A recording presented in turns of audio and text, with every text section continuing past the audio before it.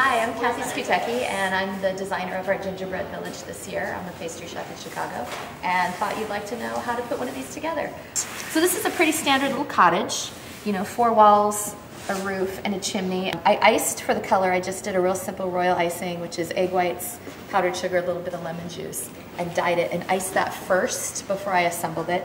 Okay, so for the windows here, I did something a little pastry chef tricky.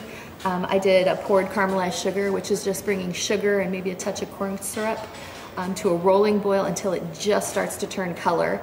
Then I put it in a glass measuring cup and poured it in all the little hole cutouts for the windows until it hardened.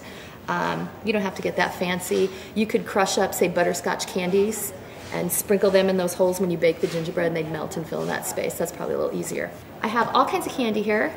When you look for candy, you know, buy them off season. Like after Halloween is a good time to pick up stuff cheap. Go to ethnic grocery stores like Hispanic markets. Japanese or Asian markets has good stuff too.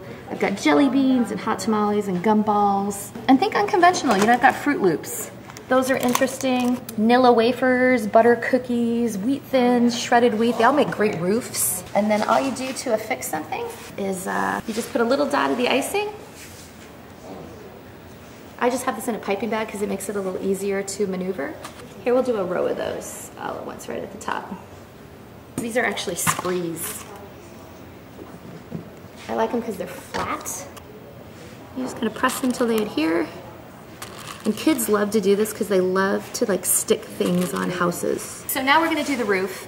There's a lot of surface area. So you can do little teeny candies, which will look really nice but be kind of tedious. Or you can cover a lot of surface area if you just kind of pipe some icing on. And I'm gonna use vanilla wafers because I think they kind of look like neat little roof tiles. And then kind of come back, and if you wanna put maybe some smaller candies in those holes, or just kind of leave it open like that, you can do that. Ooh, red hots would be cool. And then you have kind of an interesting little roof. And then once I get it all set and it's all dried, I might pipe in to fill in the gaps because you don't want to show the glue spots. That's never so pretty. So this year, I tried to come up with a bunch of different structures that would be kind of interesting. And this one right here is one of my favorites. It's a little log cabin, and I made it with pretzel rods and little pretzel sticks. And then these right here for the, I don't know, I guess that's called mortar, are little candy chocolate rocks, and I found those in an Asian grocery store actually. And I thought they looked really kind of interesting. There's a little wreath on the door. The windows are caramelized sugar. And then over here, I don't know if you can see it, you know, every log cabin needs a little outhouse. So I made a little outhouse in gingerbread. And the trees are a nifty little trick. They're ice cream cones, you know, the sugar cones, the pointy ones, turned upside down and then just piped with what's called the star tip on a piping bag, but you could just drizzle icing over it too. And then the roof is wheat thins.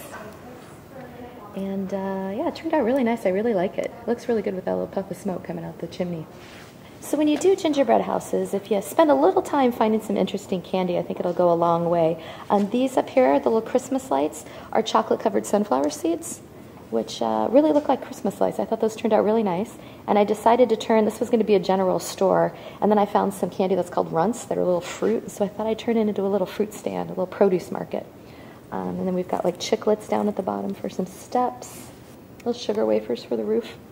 And this one right here is one of our little cottages. I decided to do it a little pink just to add some interest. I thought the little girls would like it. The roof is interesting because it's butter cookies with M&Ms in the middle. There's some Mentos are kind of under the top. Some Smarties left over from my kids' Halloween trick-or-treat stuff. Some pink M&Ms. The little window boxes are made with Now or Later's, chiclets. There's one of the ice cream cone trees I made. Little buttermints at the bottom. It's a good place to use all that stray candy, especially after Halloween trick-or-treating, get rid of it. And it just adds a little interest, something a little different color to it.